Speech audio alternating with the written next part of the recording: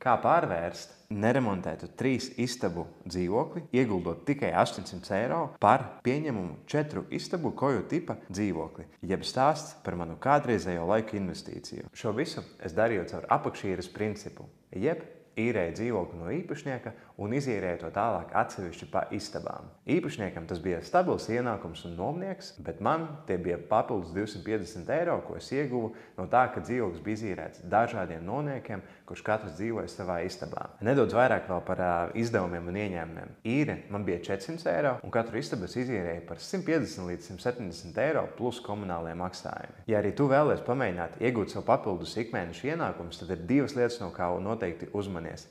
Pirmā – īrnieku liela rotācija, jo šajā segmentā cilvēki ir neprognozējami.